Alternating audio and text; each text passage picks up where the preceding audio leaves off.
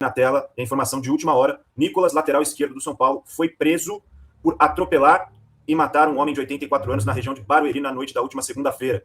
O jogador prestou socorro à vítima, isso aqui eu estou lendo todas as informações que estão na matéria do Globoesporte.com. O jogador prestou socorro à vítima e foi encaminhado à delegacia, onde ficou detido. Nicolas, o outro lateral direito, Igor Felisberto, e o atacante Rian Francisco haviam jantado juntos em um shopping na região de Barueri e deixaram o local cada um em seu carro. Os dois retornaram ao local do atropelamento após o ocorrido e permaneceram até o resgate, depois prestaram depoimento. Felisberto e Rian Francisco já haviam deixado, voltaram ao local do atropelamento depois do ocorrido.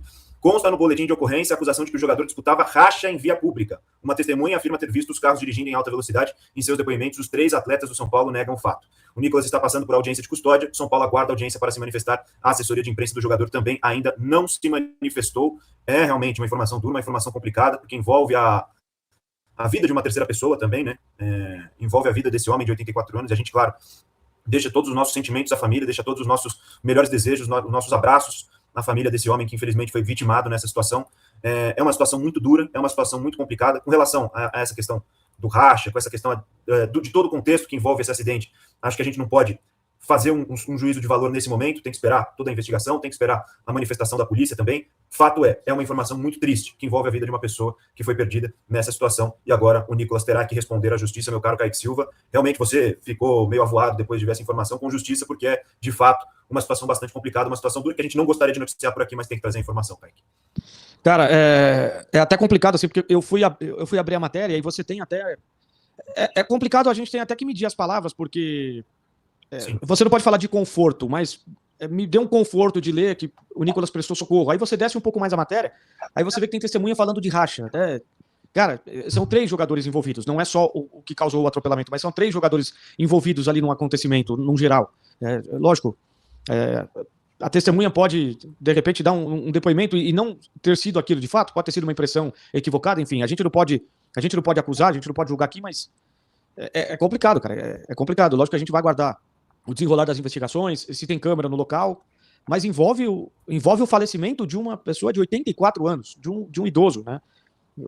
Por trás disso tem uma família, por trás disso tem, né, muito provavelmente uma pessoa que poderia ser base de uma família, e mesmo que não seja, enfim, se estivesse em outras condições, ainda assim é uma vida, né, que foi perdida, ou que foi tirada, enfim. É complicado, cara, a gente se choca, né, porque é uma notícia que pega a gente de surpresa, e que com certeza a tentativa foi muito grande de tentar abafar essa situação, mas obviamente que não aconteceria por muito tempo, enfim. Vamos aguardar mais detalhes, a nossa equipe do Arquibancada Tricolor também está... Pausa de 5 segundos para pedir a sua ajuda ao nosso canal com o seu like e se inscrever se ainda não for um inscrito. Eu fiz hoje um comparativo que eu queria passar para vocês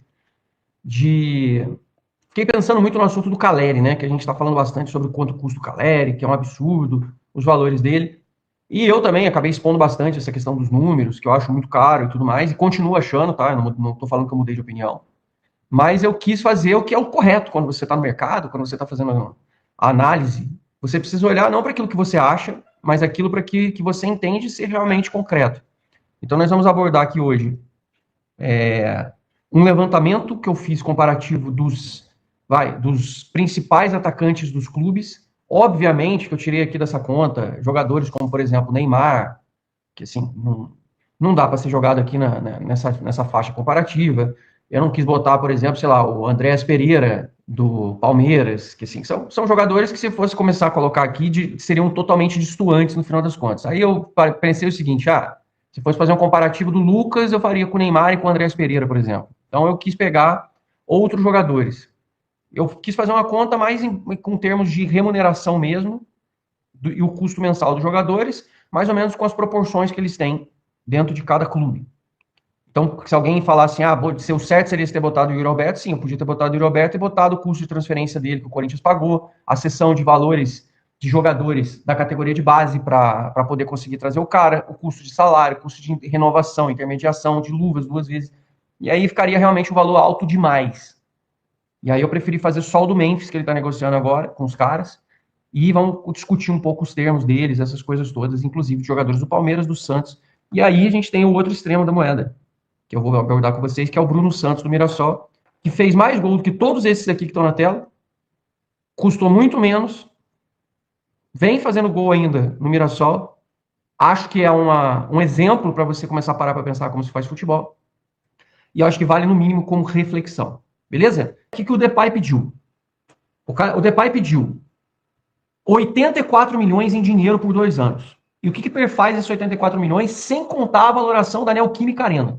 Ele ganhou um camarote anual por 2 anos na Neoquímica Arena para ele. Se fosse fazer o custo no São Paulo, daria alguma coisa perto, dependendo do camarote, de mais uns 2 milhões. Direito de utilizar a Arena Corinthians por 2 dias para eventos particulares.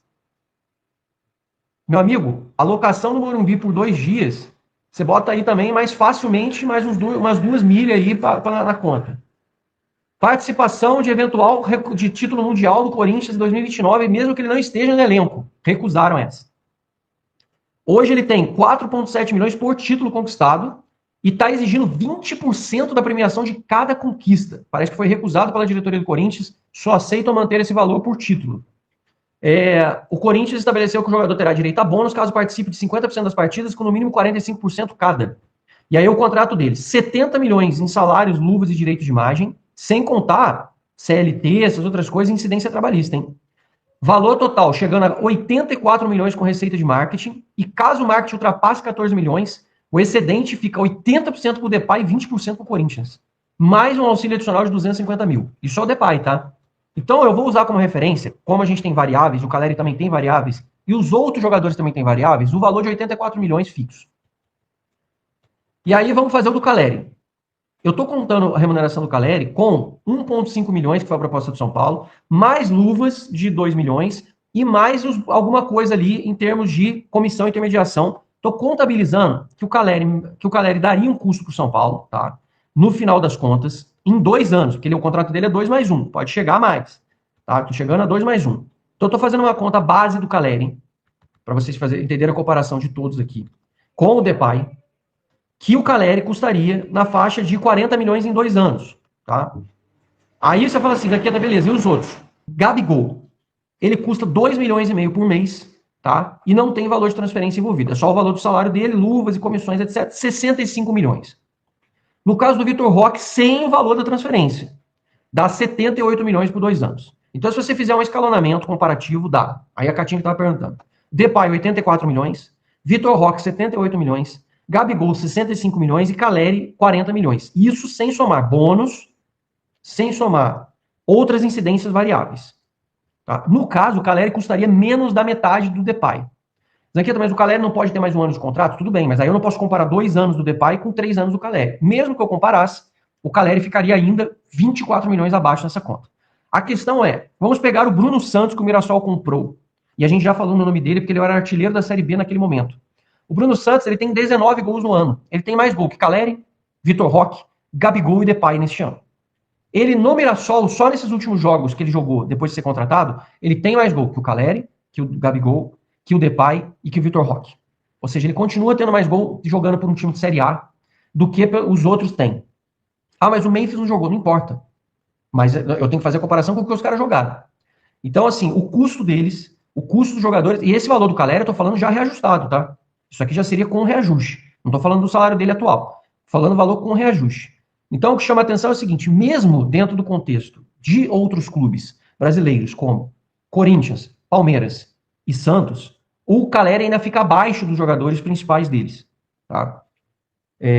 Eu não estou somando, repito, valor de transferência, porque se somar valor de transferência, fica muito injusto se eu colocar, por exemplo, o custo do Vitor Roque aqui no valor de transferência para assinatura. O custo do Bruno Santos, ele com assinatura de contrato e multa que eles pagaram do Londrina, dá 7 milhões e meio por 2 anos. Olha a diferença de valor que dá o custo do Bruno Santos versus os outros atacantes do estado de São Paulo. Eu podia ter colocado aqui, fiquei pensando assim, será que eu boto o Isidro Pita? Porque o Isidro Pita, ele tem um salário lá abaixo desses jogadores. Ele tá lá na faixa dos 800 mil por mês, o Isidro Pita, mas pagaram também 30 e poucos milhões por 50% dele. Pelo Red Bull, né? 50% do jogador. Até cheguei a pensar em colocar o Isidro Pita aqui, mas o Isidro Pita, ele foi pra Copa e tudo, mas ele não é um jogador que, sim, sei lá, eu não consigo botar ele no mesmo nível dos caras. Você vai falar assim, o Bruno Santos tá no nível? Não tá. Mas é um jogador que o custo dele é tão baixo, que se você botar na conta aqui, o Bruno Santos por 2 anos, ele custa basicamente 2 meses do Depay, 3 meses do Caleri, 2 meses do Vitor Roque. Então eu tô mostrando a disparidade. Eu queria dar um choque de realidade para vocês entenderem.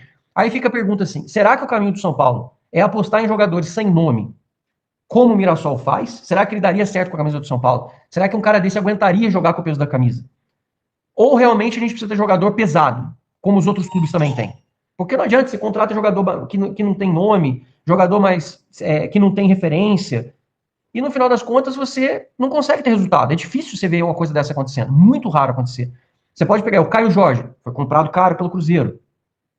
Você pega o Pedro, comprado caro. Você pega o Flaco Lopes também do Palmeiras, comprado caro. Yuri Alberto, comprado caro. Você pega no Santos. Até o Rony é caro no Santos.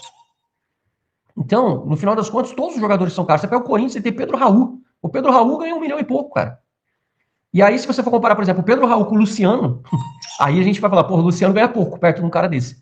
Então, é difícil, né, quando você faz essas comparações. E eu não tô fazendo essa comparação para passar pano pro Caleri, nem para a contratação dele. Repito, acho a renovação cara demais. Fora da realidade do São Paulo. Mas, se você vira o rosto e olha pro lado, você, no mínimo, tem uma comparação mais justa de que o jogador, ele talvez não custe tão caro como a gente acha que custa, se você fizer o que eu falei, uma espécie de benchmark, e fazer uma análise de quanto esse jogador ele custa no panorama geral, quanto ele custa no cenário do futebol brasileiro, e não quanto ele custa só para os cofres do São Paulo. Aí a gente tem que entender o seguinte, a gente tem que se separar.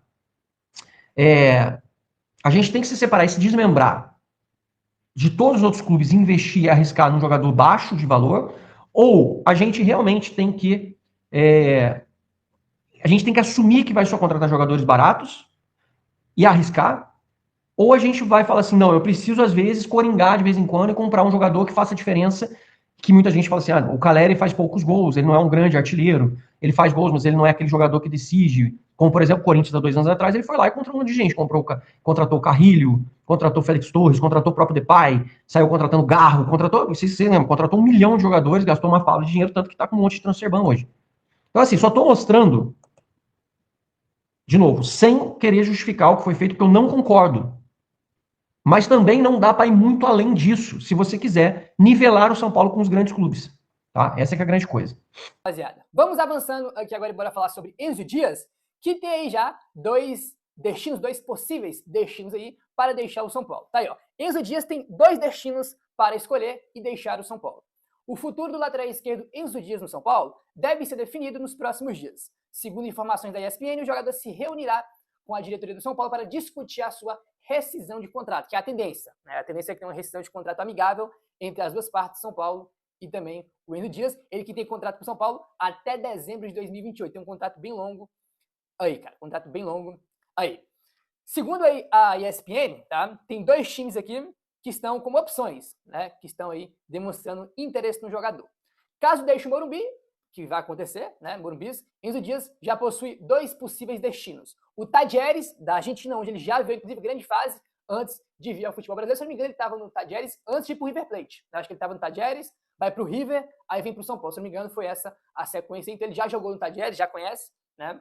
Voltando para o futebol argentino, que é o país dele, então é uma possibilidade. E outra possibilidade também é o Charlotte, FC dos Estados Unidos, que monitora e também está aí de olho, aguardando a situação do jogador.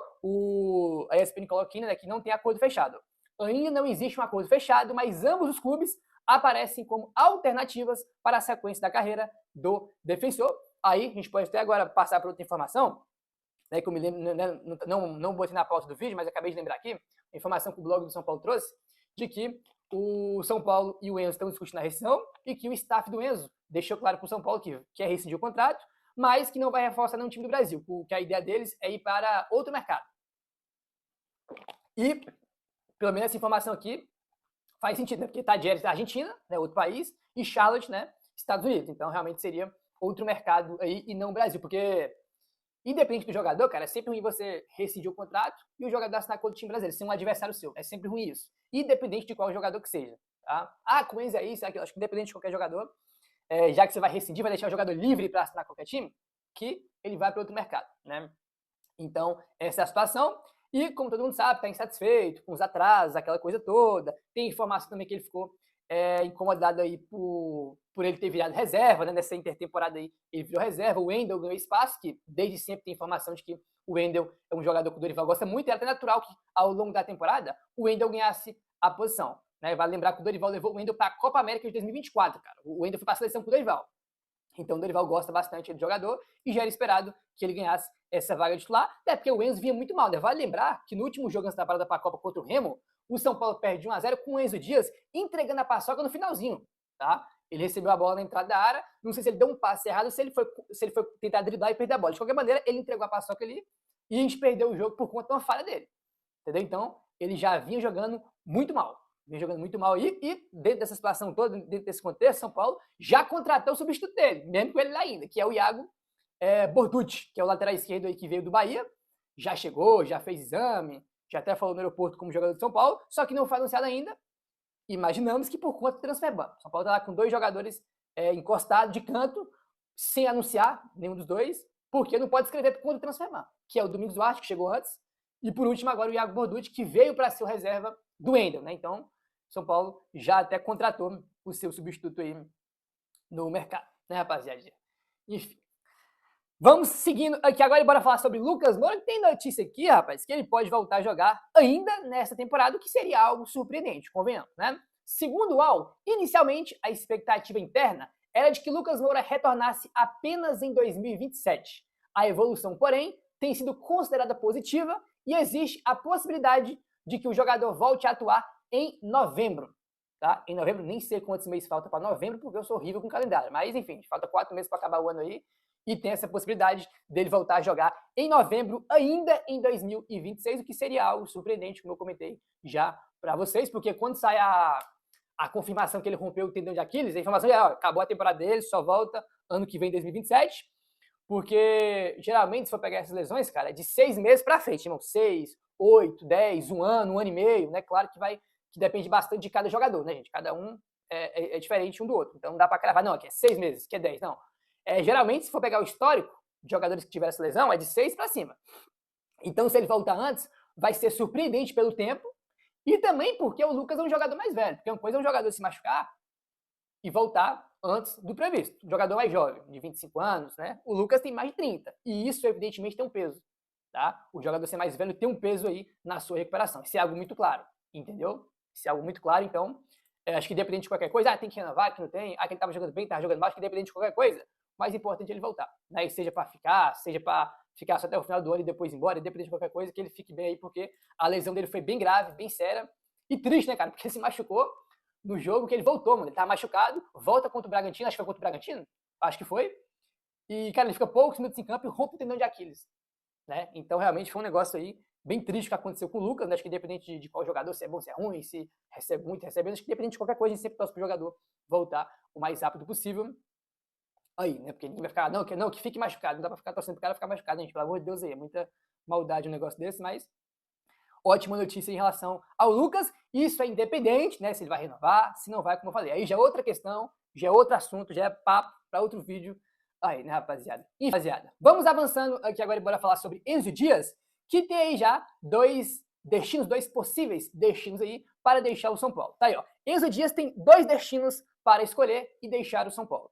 O futuro do lateral esquerdo Enzo Dias no São Paulo deve ser definido nos próximos dias. Segundo informações da ESPN, o jogador se reunirá com a diretoria do São Paulo para discutir a sua rescisão de contrato, que é a tendência. Né? A tendência é que tenha uma rescisão de contrato amigável entre as duas partes, São Paulo e também o Enzo Dias. Ele que tem contrato com o São Paulo até dezembro de 2028. Tem um contrato bem longo.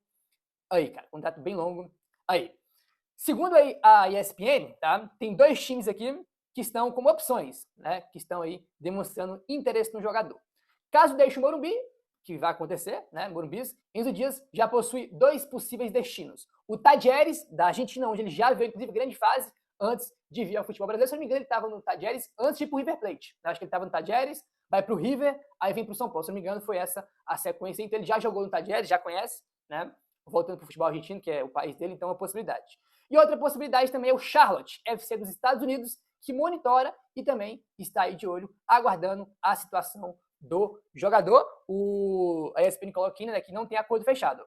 Ainda não existe um acordo fechado, mas ambos os clubes aparecem como alternativas para a sequência da carreira do defensor. Aí a gente pode até agora passar para outra informação, né, que eu me lembro... Né, Recuperado de dores no joelho direito, Damian Bobadilla treinou normalmente na segunda-feira. A expectativa é do jogador estar disponível para o confronto contra o Grêmio. Depois ali da partida contra o Atlético Paranaense, o jogador alegou algumas dores no joelho.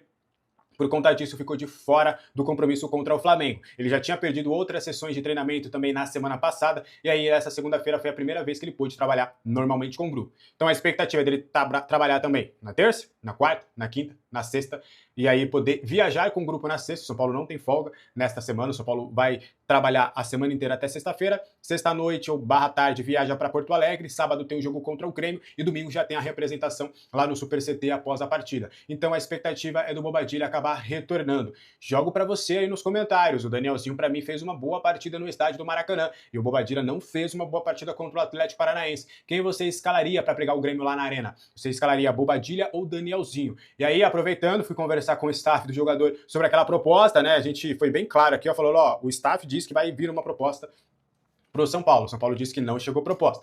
E aí fui indagar novamente os agentes do jogador, eles falaram que a proposta que tinha chegado para eles era de empréstimo com opção de compra, de um clube italiano. E aí, desta forma, eles nem sequer levaram ao São Paulo, eles tinham uma expectativa de vir uma proposta em definitivo, mas como chegou essa oferta, eles nem levaram na mesa do São Paulo, porque sabe que o São Paulo não toparia fazer este acordo. O São Paulo tem revelado vários atletas durante os últimos anos, né? A questão é mais uma subutilização desses jogadores. E aí o São Paulo, por mais um ano, chegou à final da Copinha, né? Infelizmente, acabou perdendo o título para o Cruzeiro no início do ano, e mesmo com uma geração que muitos acreditam que não é uma das principais gerações em termos de talento, mas é uma geração com muita competitividade, jogadores até interessantes, vários jogadores deles foram relacionados ou estão realmente no elenco profissional, a gente vai falar um pouquinho sobre eles. O goleiro João Pedro, ele ainda não foi relacionado para os jogos, ele começou a viajar, ele foi para o Rio de Janeiro contra o Flamengo, foi para Bragança, ele tem sido uma espécie de terceiro goleiro e tem sido cortado a relação, normalmente nas comissões técnicas do São Paulo, eu acho que de qualquer outro clube, mas eu falo do São Paulo porque isso eu sei que acontece no São Paulo, eles acabam viajando com 3 goleiros sempre. E aí o terceiro goleiro faz ali o aquecimento e tudo, mas normalmente ele é sempre cortado. Então é normal o clube acabar viajando com 24 ou até 25 atletas. 24 atletas você só corta o goleiro, os outros 23 são relacionados para os jogos. E o João Pedro agora tem esse título de terceiro goleiro e é um jogador do time profissional. Pelo menos não tem jogado, mas pelo menos está fazendo parte do grupo profissional.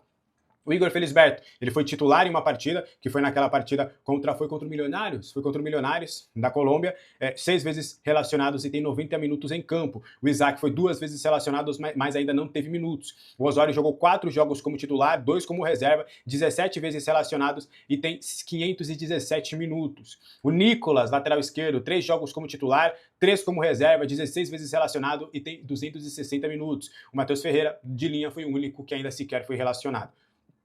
O Jordan jogou 3 jogos como titular, 1 como reserva, 15 vezes relacionados e 182 minutos. O Pedro Ferreira, 8 jogos como reserva, 26 vezes relacionado, 111 minutos. O TT tem 7 jogos como reserva, 17 vezes relacionados, 124 minutos. O Gustavo Santana foi 4 vezes relacionado e ainda não teve minutos. O Paulinho jogou 1 jogo como reserva, 3 vezes relacionado, tem 13 minutos. O que a gente tira disso tudo? Que a geração da Copinha deste ano não tem minutos o suficiente. Se a gente for colocar que o que mais tem é o Osório, que tem 517 minutos, é muito pouco para um clube que precisa revelar jogadores, que precisa maturar jogadores, que precisa realmente fazer com que esses jogadores potencialmente se tornem opções para o seu elenco, para você não precisar gastar com outras opções e você também no futuro acabar negociando esses atletas por uma boa grana. Então, mesmo com o time chegando à final da Copinha e um time competitivo, um time que tentou a todo custo esse título importante para a base, o São Paulo não tem dado tantos minutos assim. O que você acha de toda essa situação? Eu quero saber muito a sua opinião. A primeira,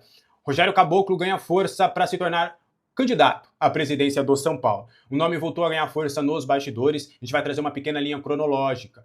Anteriormente era o nome do Dauro Speranzini, que era o nome que mais tinha força para ser candidato à presidência. E aí depois da desistência do Dauro, o nome do Rogério Caboclo ganhou muita força. Imediatamente o nome foi muito rejeitado, a repercussão não foi positiva e o nome acabou ficando em escanteio. E aí surgiram vários outros nomes, como Marcelinho Portugal Gouveia, Flávio Marques e vários outros nomes. Só que do que a gente tem de apuração hoje, a oposição está cada vez mais certa de que uma chapa envolvendo Rogério Caboclo e Vinícius Pinotti é uma chapa forte o suficiente para conseguir vencer as eleições no final do ano. Eles sabem dessa imagem desgastada que tem o Rogério Caboclo, vamos colocar desta forma, por conta das polêmicas que ele teve na sua saída na CBF. Além disso, também há um consenso de que, mesmo com essa imagem negativa, a imagem atrelada ao Vinícius Pinotti junto nesta chapa também poderia dar uma leveza, uma suavizada na imagem do Rogério Caboclo, principalmente para a opinião pública. Até pessoas com quem a gente conversou da oposição, e olha, confesso que também me surpreendi. Pessoas da oposição que vêm a público de uma maneira recorrente entendem que é um nome que não é dos piores. Sabem sim da repercussão negativa, mas alegam que, querendo ou não, na justiça as coisas estão corretas na parte do ponto de vista do Rogério Caboclo, mas que é um nome que eles acreditam que não é dos piores. É um nome que ainda hoje tem uma boa transição na... Bora lá, terça-feira, bora trazer informação. Primeiro, o meio-campista Alan Guimarães, para quem não se familiariza, ele foi revelado pelo Palmeiras. No Palmeiras ele tinha aquela polpa de ser um grande craque, ele era da mesma geração ali de Gabriel Menino, Patrick de Paula e tudo, ele era o 10 daquele time. Então tinha uma expectativa muito alta para cima dele. Demorou um pouquinho para engrenar, rodou muitos lugares e no futebol português foi onde ele se encontrou. Ele fez 2 últimas boas temporadas no Moreirense e aí começou a chamar a atenção do mercado. O seu nome tem sido ventilado em diversos clubes brasileiros. São Paulo, Grêmio, Vasco, Botafogo, várias equipes. E atualmente ele está livre no mercado, né? Depois da temporada que ele fez no Moreirense, ele trocou, inclusive, de agentes. Agora ele está com o Jorge Mendes, o mesmo de Cristiano Ronaldo, o do Felipe Luiz. Então é um dos maiores empresários do futebol mundial hoje. E aí ele foi para o Jorge Mendes, e aí o Jorge Mendes tem conversado com várias equipes lá de fora para tentar colocá-lo em um outro clube.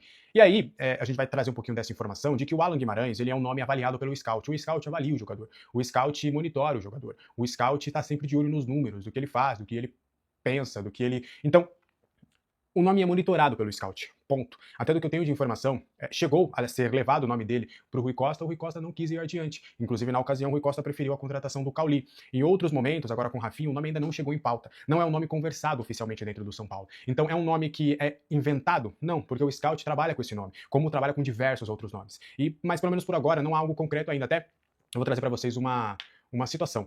O Marcos Antônio, por exemplo, no São Paulo, ele foi avaliado pelo Scout durante 2 anos antes do São Paulo ir buscar a contratação dele por empréstimo da Lazio. Então, pode ser que daqui para frente o São Paulo possa até fazer alguma movimentação para esse jogador, mas pelo menos para agora não há algo concreto de fato para essa negociação. E até conversando com as pessoas que trabalham com o Alan Guimarães, ele não é agenciado pelo Jorge Mendes. O Jorge Mendes cuida dos peixes grandes, mas ele é do escritório do Jorge Mendes. Então, sempre quando você vê, ele é do tal fulano, às vezes não é um empresário em si, é o grupo. O empresário, ele sempre tem ali pelo menos 3, 4, 5, 6, 7, 8, 9 agentes com ele que trabalham por ele, mas é o nome da empresa dele que está em jogo. E que a ideia é justamente ainda analisar o mercado do futebol europeu, tentar dar um salto, né, do Moreirense para um clube um pouco maior, não só em Portugal, mas também no futebol da Europa. Então essa seria a ideia, pelo menos em um primeiro momento, tá? Sobre o Matias Vargas, é outro meio-campista, camisa 10, também articulador. Eu vi até algumas páginas, veículos falando sobre o nome do jogador ter sido oferecido. E aí, confesso para vocês que aí eu fui conversar com o Scout, fui conversar com diretoria, fui conversar com um monte de gente.